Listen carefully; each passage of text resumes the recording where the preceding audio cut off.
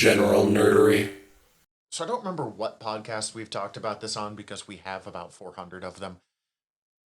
But you and I have kind of talked about how, like, it's actually really fucking hard to do a good werewolf story or, like, one that actually stands out. So we watched 2 werewolf And trailers? they're really challenging us on this one. That this is the And year one of that them they're I'm like, here for, actually. Yeah, one of them I'm here for. real quick, welcome General Nerdery Trailers, Zach, Tyler, Steven. Hi, As I'm we Steven. all know, that's Steven. We have 4 trailers today. 2 of them I care about, and the other 2 are werewolves, but that doesn't mean I actually think they look bad. 2 are werewolf. We have Werewolves, which is the most on-the-nose Title. The Wolfman, which is, let's be fair, also a really on-the-nose title. Mm-hmm. James Gunn's Creature Commandos. And because we really wanted to find something not Halloween-themed just for the spice of life, and I did not mean to do that pun. Dune Oh, that's a really good pun. Prophecy? It's Dune Prophecy, Thank yeah. you. Let's just go in the order, I guess. We watched Werewolves first. Yeah, What if The Purge had werewolves? starring Frank Grillo, star of The Purge. Yeah, what if The Purge had There's werewolves? a lot of Frank Grillo in this today, I just realized. Yeah. He's also in Creature Commandos. I love horror movies that have silly-ass concepts like this of, like, yeah, global werewolf pandemic. Yeah, so That actually sells me on that more than 99% of horror movies. Right? yeah, like, we'll set this up for the audience. The premise is, a year ago, a supermoon event happened, and everyone that was caught in the moonlight turned into a werewolf, and like 1 billion fucking people got killed. It's a year later, and the moon is gonna happen again. okay, so I wasn't quite catching that when we watched the trailer. So it just like, if you're in this supermoon sunlight or supermoon moonlight, you turn into a werewolf. You just turned into a werewolf. I thought it was just like random people had a genetic mutation and wolfed out on the supermoon. Well, I think it's supposed to be like the supermoon triggers a latent genetic. Okay. That's the kind of fucking bullshit I am so fucking here for. It looks like it's giving me the same kind of energy and fun vibes that I got when we watched Godzilla versus King Kong or Kong Skull Island, of like, I'm not going to take this serious at all, but I'm going to have a good time. I know we're talking about a trailer, but the moment you said Kong Skull Island, my brain just went straight to like, God, that movie's so fucking good. That movie is so fucking good. Okay, so the main thing that stuck out on this for me, and I feel bad about this, because actually this trailer does not look bad by any means. The guy who seems to... Diamond? What is his name? Never mind. There's a character. Lou Diamond Phillips? There it is. I couldn't remember his name. I don't know who that is. I thought that's who you were going to bring to the table. No, the guy who I think is playing like the president or something. He's like, good luck or whatever, an announcement.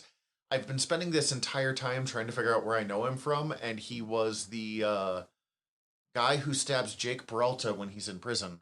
Yeah, That's Lou Diamond Phillips? Yes. Okay, I did not know who that was. Chavez? This means nothing to me. Listeners, when I can call Richie a shot Valens? on what Zach is about to say, I feel so good about myself. There's like a 40% chance it's about Brooklyn Nine-Nine. I don't know if you should be that happy. I just like that I know you, my friend. It makes me feel good. Okay. Yeah, Lou Diamond Phillips, probably best known as either Richie Valens in the La Bamba movie or Chavez in Young Guns and Young Guns 2. And he's also just like Okay, I have seen him before. Yeah. Wow. He's in a lot of random stuff. Like he's I remember him in Bats for some reason. Successful character actor. Yeah, he's great. I don't know. The premise is just dumb enough that I think this is going to be a lot of fun. I'm super down for werewolves. And I think that's the thing that sells me on werewolf movies is they have to be dumb. They know it's a dumb concept, so they have to play with that. Like all my favorite werewolf movies are very dumb. Like I really love Cursed. I think the thing is, like, the werewolf story is great classic medieval horror. The more you bring it into the modern day, the less it like feels like it works for me. Mm-hmm. So yeah, you have to do this or fucking what is it, Dog Soldiers? Yeah, which was Dodgeball also fun and dumb. Yeah. That's it. Like, you have to go really over the top. I think there's one other way you can go with it that I don't think enough directors lean into when they try to Underworld. make the serious werewolf. When people try to make the serious werewolf movie, the part that they miss that they should lean into more, because it would be easy to do this, in my opinion, is lean into it as a metaphor for alcoholism. Okay, I can see that, yeah. Mm-hmm. Or some sort of substance. Meth. Yeah. Like, lean into, like, this is a person that you most of the time love, but sometimes something happens and they turn into a beast. How do you deal with that? But they're truly a monster. Yeah. Which it does seem like, to go into the next movie, they're kind of hitting on with the Wolfman. Last thought, just 'cause I had it. This trailer looks fun, and it gave us the idea. It doesn't actually show us much, like the Werewolves trailer. So I'm curious if they're going to launch another trailer that actually gives us, like, some story, if they're going to keep it with, like... I think that's the entire story. I really think this is... Survive werewolves. Yeah. I feel no, like that's this is fair. like Purge Election Day level concept that they're just like, fuck it, let's ball. Yeah, no, it legit looks a lot like Purge 2 and 3. Yeah. That's why I'm really here for it, because I love the first Purge, but I enjoy the shit out of the rest of the Purge movies. Yeah. It's definitely diminishing returns, but like in a weird way, more enjoyable diminishing returns. So, like the Fast and the Furious franchise, where the first one's actually not like a terrible low-level crime movie, and then... Yeah, it's like a good straight-up crime action movie. Mm-hmm. And then it turns into whatever the fuck those movies turn into. Well, the Rocket Fast and the cars. Furious has a much longer, drawn-out, weird... Sure, but like I'm yes. using allegory here. Yeah. I agree. Yeah. Okay, so Wolfman. Wolfman. Which is a classic, like, every couple of years, let's use the name, and then just do another werewolf movie. I don't even know if any of them are actually, like... Well, Universal with Blumhouse are really looking to try to capitalize on the success of The Invisible Man a couple years ago, Which is really good. And knowing that they brought on that same director, right? I think so. It said so, yes. This doesn't look as good as the Invisible Man. No. I openly don't give a single solitary fuck about any of these characters already. Like, I fully was surprised. Like, they in the trailer say that like this woman is married to this dude. I was like, I thought that was a daughter. I thought that was a I daughter. 100% thought it was a daughter. I was like, yeah. When I looked a little closer, it's actually not as bad. She just looks kind of Youthful, like, yeah. Yeah, and then he looks like someone in his 30s. Like, so she looks real good for her age, and he looks better than me for probably our similar ages. But like, yeah, at first glance, it's like, it's cool. It's dude and his He's two got an older daughters. teenage daughter, and I don't know. I was more traumatized by them being in the tree in the very, because like it opens with a car crash, and their car is way up, stuck in a tree, and they're having to try to figure out how to get out. And I was like, this is scarier than the werewolf to me. Well, and the werewolf arm that we see attack him in that scene looks a lot better than the old man costume that we saw when we talked about the Wolfman teaser trailer. Yes. That was my big takeaway from this. Is it looks better than the teaser trailer we saw. Looks a lot better than the teaser trailer. It doesn't look super... It doesn't look as good as Invisible Man, as I've already said, but like that is why they're doing this with Blumhouse. The thing that I was finding interesting is that it looks like it's going to be a lot more encapsulated into like, it felt like from watching the trailer, like it's supposed to be just taking place in like one location in one night is what I was. I don't know if it's in one night. I But don't think we ever saw any other daytime shots. Right. And it feels like they basically like it's in the trailer. It sets up that like they crashed a U-Haul van type thing as like a werewolf's attacking them, and they get to a farmhouse that's like no trespassing, and then like that they they have the there. key for. I imagine they're maybe moving to this house then, I guess. It does allude to like time is somewhat passing a little bit at the same time, but it does feel like they're kind of trapped here. I felt like that was the farmhouse of whoever is out there that is the werewolf that turned him. Yeah, that's what I kind of thought too. Like, that's why there was a farmhouse out in the middle of nowhere, and somebody lives out in the middle of nowhere where there happens to be a werewolf, is because the person knows that they're a werewolf. Makes sense. He has the key, so Yeah. I'm like, is this Ash renting the cabin for a second My time? bet or, is like, that it's both. He lives there. For some reason, people think he's dead, and they sold the house to people unwittingly knowing that they're buying a werewolf house. that would explain why they're in like a U-Haul or something too. Yeah. Or the dude really sucks at hiding his spare key. Oh yeah. So, none of this is so really important to the thing, but it's a werewolf story, but mostly based around 3 people instead of werewolf plague. Mm-hmm. Same director as Invisible Man. It was really good. It was decently psychological. I don't know if he's good enough to pull off the kind of tension needed in this story setup where it doesn't look like there's any sort of outsiders at play. Like, it's basically just going to be them being hunted by their werewolf dad for most of the movie is what it looks like. And Blumhouse doesn't have the balls to kill the kids. You are not wrong. Spoken like a man who did a horror podcast for 5-6 years. I mean, I really dig a lot of Blumhouse movies. I kind of dig what they did. Like, they really helped revitalize a lot of the horror scene in the recent years.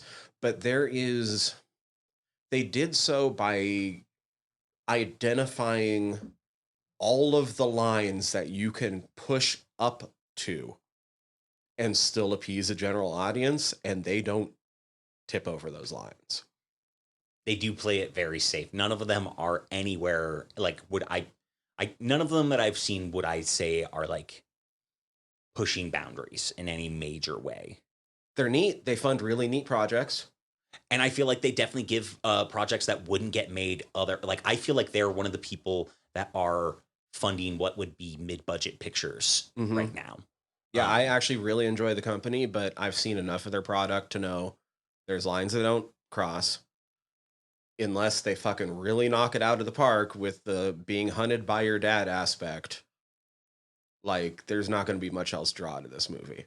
The one jump scare they gave us was so Telegraphed that, like, when even I am, like, bored by it, that's not a great sign. Yeah. I don't know. Like, it doesn't look bad. I just don't care. Like, it kind of made me want to rewatch Werewolf by Night instead, which I just watched, like, a week and a half ago.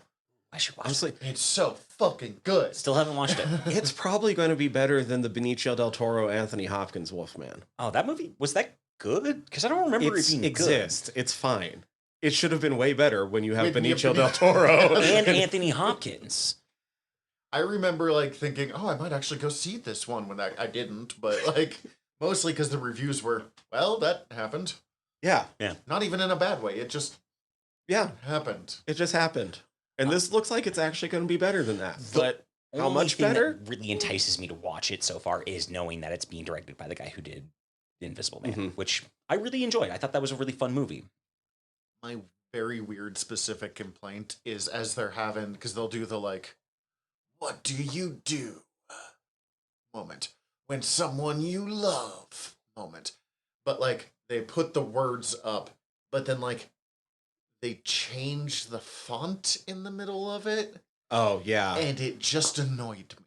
Oh, yeah, because Because he's the fonts, transforming. all the fonts were don't- gradually transforming. I get that. I just thought it was dumb. Yeah, no, it's not good. I'm not disagreeing. Well, then the next trailer looked like it was going to be closer to Swearwolves than Werewolves. Yes. Creature Commandos. Yeah. I'm so fucking I'm so for in. this. For some reason, you saying that just reminded me of Wolf Cop. Wolf Cop is so good. Wolf Cop is one that leans into the dumb. Into the dumb. So the animation style, I'm still a little unconvinced on because something about it made me think of Deathclock. Oh, I guess I can And see that. I love Metalocalypse. Do not get me wrong for a second there, but like Smoother, but I see it. yeah. It kind of it's not gonna be a great analogy, but it reminded me of Trigger animes. I don't know what that is. Trigger's a studio, and they have a weird commonality of a lot of really elongated characters. Really tall, gangly motherfuckers. It's not unattractive animation, but there is something about it that almost makes me think of like Flash animation. Like it's. And it was, for some reason, giving me the feel like they were trying to go for like an old comic print quality to it. Yes, but unfortunately, Spider-Verse has permanently altered how that works. Like, I guess in the colors and hues saturation to That it. one, I very much agree with. I don't think it looks bad. I just don't think it looks as good as I like Wanted it to. was hoping it was going to. Yeah. That said, It looks great. it looks fucking incredible. It looks so fun. And I'm pretty sure that I picked up on some stuff that you guys would not have because I am a lunatic. Yeah. So Also, it's been a minute since I dipped my toe in the DC pool with how Also, much I'm a Marvel stuff's been happening giant lately. fucking fan of Frankenstein Agent of Shade, which they're borrowing heavily from for this book. Sweet. So first off, Creature Commandos was, I'm pretty sure, created by J.M. DeMatteis, who I'm pretty sure also created G.I. Robot. Okay. So I love that they're bringing him in. I have a feeling G.I. Robot's going to be my favorite character. DeMatteis was also, and I don't know if I'm pronouncing that name correctly. I've not known for 20 years now. I've been a fan the whole time. Was one of the two big writers on Justice League International, which has been getting. There's been a lot of like signs that JLI, which is the quote unquote funny Justice League, is heavily influencing James Gunn's DC stuff. And it's the best choice that you could make because it's written off as the funny Justice League, but it's actually just the like Justice League that takes the time to explore emotions. And it's fucking fantastic. It's one of the best things DC's ever done, so I'm super down for it. Yes, I think G.I. Robot is probably going to be the best part. It has very little to do, from what I can tell, with classic G.I. Robot, but no one cares. The name G.I. Robot is the most important Bit of G.I. Robot. Yes, and he's a robot that shoots Nazis. Like, that is That's all you really need to what know. we are here for. He's not a Nazi. Oh. He's already my favorite character. Why is he in prison? They put him behind bars. I had just kind of assumed that they'd be like, I mean, and he wait him up. I can tell you why. Amanda Waller wanted to use him. Well, that's the Give great me that. answer. But also, he was very quick to nearly kill a person who wasn't a Nazi. That's true. So I imagine He makes mistakes. he makes mistakes. Dr. Phosphorus kind of looks like a Nazi. That little kid was just raising his hand, and the G.I. Robot just looked over at the wrong time. Whoops. No! Oh, no! Okay, so we know that Frank Grillo is playing Rick Flag Sr., who is the father of the yellow-shirted guy, Rick Flag Jr., who was in the two Suicide Squad movies, the one that Peacemaker Oh, nice. shoots. Boomer. Yes. Also, I'm pretty sure that he's appearing in Peacemaker Season 2, which is coming out soon. I think so. Like, they're almost done filming it. Rick Flag Sr. was in the original Suicide Squad comic, which was a World War II, like, unit that is doomed. You know, it's the losers. It's the Sergeant Rock kind of. And then they went, well, the name's great, but the comic itself was fucking forgettable, and they created what we know today. Yeah. Task Force X. Task Force. Yes, fuck yeah. It also looks like, so there's that girl in pink, and then like what looks like a sorceress lady attacking her. Yeah, Sapphire or Amethyst. Amethyst. I was I so don't fucking think close. that's Like, been it's a gem, I swear. I don't think that's been confirmed, but yeah, it really looks like that's Amethyst, Princess of Gemworld, which was a story from the 80s that is a kind of young adult adventure novel. Why do I know this? I don't know. How the fuck do you know this? You. You is how I know this. That is, a young girl wakes up and finds out that she's the long-lost princess of a magical realm. I mean, so relatable. That happens to all of us, right? Growing up. All the time. And she's just leaves to go in Sword and Sorcery. It's Labyrinth. Like, it's fucking great. So the idea of bringing Gemworld in, one, that's exactly the kind of, like, sea level thing that Noob James Gunn Island. is fucking into. Oh yeah, that makes sense. We covered Gemworld when we were talking about that's magic We in the right. DC probably universe. talked. Yeah. You. It is really interesting, the idea that we might be bringing Gemworld into the fucking creature commandos and task force, I guess 11 now, but like Yep, whatever right. it is. And then the other thing is, it looks like James Gunn is doing the classic of heavily changing a character that I already really liked, but in a way that I'm probably not that bothered by. Dr. Nina Exerx. Yeah. So she is from Frankenstein Agents of S.H.I.E.L.D., which is probably the best thing to come out of the New 52. And in it, she is a mad scientist lady who works for the S.H.I.E.L.D., which is what if S.H.I.E.L.D. was nothing but mad scientists and Frankenstein. That's such a great concept. It's such a good fucking book. Oh my god. And it turns out that she was a mad scientist who was creating monsters. Trying to, like, do good, I guess, but it included transforming herself. Like, she made a werewolf, she made a vampire, she made a whatever, and then she made herself into a Creature fish from the woman. Black Lagoon. Yeah, to follow along. It looks like in this one she might have been born as a fish woman. Yeah, that's what it looks like. Transformed, or like, you know, we see her as like a baby. Well, as it a looks fish woman. like her dad was possibly the mad scientist Mhm. in this case. And now she's fish baby. Or now fish woman. But I think it seems like they're trying to very much like humanize all of these people as much as they can while also still having them technically be not humans. It seems like that's going to be a narrative that they're definitely going to lean into. Well, if they do the story of her and Frank and the bride, that should work really well. Because Frank and the bride were married until their son had a whole thing, soap opera, comic book thing go on, and he ends up in a relationship with Mizgursky, and it's weirdly cute for something that is a creaturess from the Black Lagoon and Frankenstein agent of S.H.I.E.L.D. boning. Are creatures from the Black Lagoon just real fuckable? yeah, apparently, just across the board, people really want to bone down with the creature from the Black Lagoon. I don't know what it is either. You know, it might just be that classic picture of the creature from I'm the not Black saying Lagoon. no. hanging I'm the, just like, not saying yes. hot girl in her arms, and everyone was like, that's a sex scene. Yeah. I mean, the creature is set up as a better love interest in that movie than the actual love interest. I don't think I've ever actually seen it. And then you have the whole Shape of Water. Yeah. Yeah, we all knew where you were going. Yeah. Plus, Plus, you know, they can just breathe underwater. so they can stay down for a while. Yeah. You know it, baby.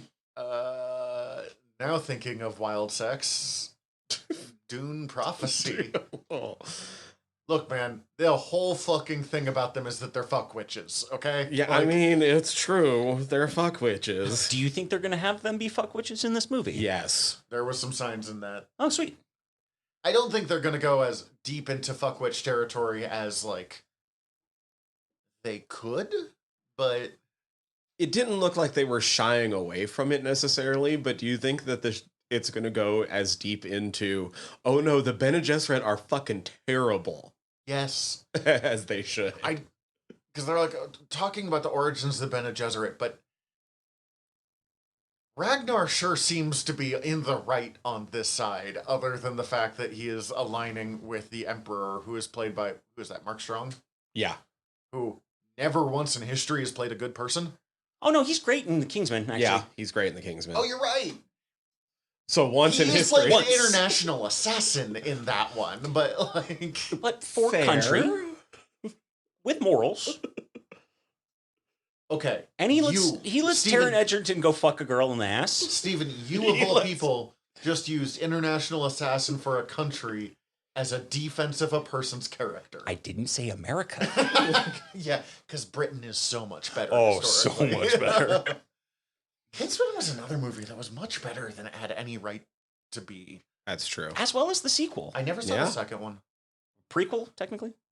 Wait, are we talking about Kingsman 2 or The King's Man, where they have a Rasputin dancing fight scene? Wait, is there Kingsman 2? There is a Kingsman too. Oh yeah, there is. That's where he met. I'm blinking on the piano player's name. Piano Man, Rocket Man. Elton John. Elton John. Yeah, he met Elton John on that, and that's how he actually got to be Rocket Man in that. Oh shit! biopic. Yeah, I didn't know that. Mhm. And it was number 2 with The Country Roads Take Me Home. Oh, it's such a good version of it. I still need to see The King's Man. I heard it was bad. But I know, don't but I care. want to see it. Yeah, so no, bad. I'm not going into it expecting anything. I want Bad World like War a I James fine Bond. wine. Okay. But Dune Prophecy. So, do you know how much they're like? Are they leaning on the stuff that Herbert's son wrote? I'm not actually sure. Because Dune back lore is so fucking weird. I know we covered the teaser of this, so you told me a little bit about it. I again still don't know anything about Dune. I haven't watched any of it. All I know is what you guys have talked about it. This is a prequel? Yes, Big time, like 10,000 years before? I would guess yes. Dune doesn't do things in small measures. But Frank Herbert wrote 6 books? Yes. Mm-hmm, 6. And was working on the 7th when he died. And his son is like, I have all of these notes that my father wrote. So we are going to... First, he wrote 2 books with... Oh, I can't think of the author's name, but he writes a bunch of Star Wars book novels. And I actually like that author. Oh, I don't know why I can't think of it either. It's not important right now. But he's a solid science fiction author. Yeah, but that's to basically finish off the original stories as fucking wild. Like, the first 4 Dune books, as insane as they go, do form a single solitary arc. Mm-hmm. Kind of. Yeah. The fucking half-worm god emperor is, No, like, it's wild, but it's... I mean, an those arc. first 4 are often referred to as the Golden Path because it is a complete story arc. And it then just sets up for what's to come. And then the next 2 were... I got offered money to write more Dune books, from what I can tell. And I didn't hate them, but, like, eh. There are a lot of setup that he didn't get to finish. Yeah. All right. But then his son, Brian Herbert, has definitely written like 20 other Dune books Holy shit. with, again, the author whose name I cannot think of off the top of my head. Stackpole? I don't know. I don't think it's Stackpole. I'll look it up. real quick. That Dune money must be fucking good. Good enough. Exactly. If he's making 20 fucking bucks, he's But living it's on that. one of those things where we're like, how much of this was actually like, because it's all claimed to be based off his father's notes. And Just I'm- because it's based off his father's notes doesn't mean you can't fucking extrapolate. To No, sure, but there is infinity. the point of like, how much of this is actually based off the father's notes, and how much of this is like, Kevin J. Anderson. Kevin, thank you. Like, and how much of this is just there was a 1-sentence thing somewhere about the, Harkonnens, so we did a fucking 5-novel series about it. Yeah, that's the thing. In Brian Herbert's, especially the 2 direct sequels that finish off like the Mhm. main story, Mhm. there's definitely things where you're like, oh no, this 100% must have been That's part Frank of Herbert. Frank. No one Herbert. is fucking that much out of an acid head as Frank Herbert is. But there's some of the missing connective tissue, and that's where some interesting choices are made, including just like way too happy of an ending for like all of those characters. Yeah, right? No one's happy in Dune. That makes sense. And I'm not, I should be very clear, I'm not knocking Brian Herbert for doing this. Like, I'm not, none of it diminishes the legacy of what Frank Herbert did. He has a comfortable career where he gets to build on his father's legacy. All of these are supposed to be, like, the worst description I've ever heard of the Brian Herbert novels is that they are good sci-fi. They're just not Frank Herbert's Dune, but nor was all of Frank Herbert's Dune novels. Like, after The Golden Path, as we said, they're not great. Yeah. Although the Golden Path. And depending on who you are, if you're wrong, like, you might not like God Emperor. And I actually get it. You're still wrong, but I get it. But anyways, this is... yeah, like thousands of years before the rise of the Bene Gesserit. By the time we get to Dune, the Bene Gesserit are pretty much just controlling the Emperor, the descendant of Mark Strong's character, who's Christopher Walken. Sweet. I don't know. I just hope they go. I hope the Bene Gesserit are made out to be the evil colonizers that they are. Yes. The Bene Gesserit are like the ultimate colonizers. They are eugenicists trying to breed an Ubermensch, and then that backfires amazingly. Who also have a tendency to, when they land on primitive planets, create myths that they insert into the local, like, legends. So if a Bene Gesserit ever lands on the planet, they can, like, tap into whatever that myth is to make themselves basically Merlin on that planet and, like, be able to do whatever they want to do. They've basically influenced thousands of local religions so that just in case one of them show up, they can take advantage of it and just instantly, like, be worshipped. You're like, you're right, I am the Virgin Fuck Mary. Like... I mean, baller play, but also No, fucked it's up. fucking rules, but when you stop and think about it, you're like, you all are bad. It's what's so good about the Dune novels is, like, Paul Atreides is one of the worst monsters in science fiction history, but as you're reading it, you're always, like, on Paul's side for most of the series, because everyone else is so bad that it takes a while, and then you're like, oh no. Like, Yeah, it's wild. When you're reading the book, some of the details they're giving, like when the different Bene Gesserit characters show up on different planets, they're like, oh, they used this word, which means this is the legend that they were told. So I just need to adapt to that. it's wild. That's so fucked.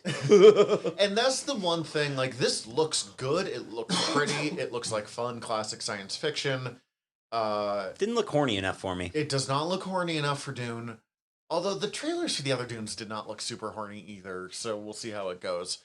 Are the other Dunes horny? Horny-ish. Horny-ish. Horny as Dune is? No. But... I'm out. You lose me. I don't... This doesn't look insane enough yet. No, but they definitely spent money on it. Yes. Holy shit, there's And a I'm not lot saying of money on screen. Dude, it looks good. I'm not saying it won't be fucking insane. I'm saying that, like, there is a level of just... Okay, so we just have been explaining Dune for the past 5 to 10 minutes, and nothing we said was wrong, and it was the most gobbledygook bullshit I've said in a long time. Will this show give me that? I don't know, but I do think, if I remember right, at least the first episode is being directed by Villeneuve. Oh, cool. That's cool. I still haven't seen Dune Part 2, but Dune Part 1 fucking... Dude, somehow part 2's even better. I know, that's what I keep hearing. It's so good. I was gonna make the joke that 2 is better, having not seen either, and you just beat me to saying it just out loud, so I can't even make my joke. I'm a classicist. I fucking love the 1984 David Lynch Dune movie. Dune It 2 is- makes it seem like nothing happened in Dune 1. Well, nothing did happen in Dune 1. Yet it was amazing. It was so good. That's just If only for the Dune you. Sardaukar chant. Nothing fucking happens in Dune, and then you look back and you're like, so much fucking happened there. But most of it was just Paul fucking tripping nuts in the desert being like, I see the future and I don't like it. And I'm like, yeah, you do. For like 600 pages. Dune. Dude. Dunk. I'm excited to see what they do with it. And that, like, fucking homeboy from Vikings is in it. I thought he was great in Vikings, so. Vikings only sort of worked for me, but also because I thought it took itself too seriously. But Travis Fimmel, I think is his name. I mean, it looks better than fucking Warcraft was, which was his big post-Vikings work. That's true. Hey, Directed by Duncan Jones. yeah, so that's why I watched it. And having never seen or played anything World of Warcraft wise, it was fine. I have no connection to it. I just thought that it looked Uncanny Valley in a way I didn't like. Oh, You're not wrong. So this is going to be the fun part. First off, Duncan Jones, Warcraft should have been, no matter even if it was fine, it should have been brilliant because Duncan Jones did Moon, and Moon is one of the most brilliant sci-fi movies I've ever seen. Duncan Jones is also David Bowie's kid. Yeah, okay. He also directed something else that I can't remember that I really love. I'm going to have to look that up. He did one on Netflix that I think is set in the same universe as Moon. It's like set on Earth where they're having the helium-3 shortage, which is why Moon is happening. But is that the one with the guy from Iron Man 2 and it turns out that he's like clones? Mm-hmm. Sam Rockwell? Yeah, Yep. that's the one. Oh yeah, that was good. I really liked that. Yeah. Oh, he also did Source Code. Mm. I really enjoyed Source Code. That's the one with Jake Gyllenhaal on a train, and he just keeps looping this like time loop thing, but it turns out it's like a simulation that's being ran in his brain. It's a fucking great sci-fi flick. And the movie you were thinking of is called Mute, which I did see and was pretty solid. And then Warcraft happened. And then Warcraft. David, is Duncan Jones the one that was born Zoe Bowie? Oh no. I will have to. Duncan Zoe Haywood Jones. I'm assuming then yes. Yes. Yikes. Anyway, that's what I got for it. Yeah, no, and it looks fine. I'm willing to trust him. Yeah, dude, you need to watch Dune 2. I know. That's my biggest takeaway from this trailer episode. No, I don't know how it's gotten away from me. I fucking love to Dune. Yeah. Well, that's it for trailers. Bye. Bye. Bye. Bye. Bye. Bye. Bye. Hi, everybody. General Tyler here. If you like the show, please hit subscribe however you're listening to us right now. Also, if you could rate and review us however you're listening to us right now, or preferably over at Apple Podcasts, we would super appreciate it, as the whole world is around on algorithms, and we want to be all up in them, getting our voice out to more places. Also, tell your friends. We always appreciate that. If you want to get in contact with us, ask us questions, give us comments, email us, generalnerderypod@gmail.com. You can also contact us through our website, www.generalnerdcast.com. While you're there, check out all of our back catalog, or click the links up at the top, as we are part of the Earworm Podcast Network. Go check out all of our sister shows. We're involved with most of them, so if you already like listening to us talk, it might be in your best interest. And if you want to check out everything from the network, head over to earworm.com, EARVVYRM.com. We'd super appreciate it. Love you all. Have a good one.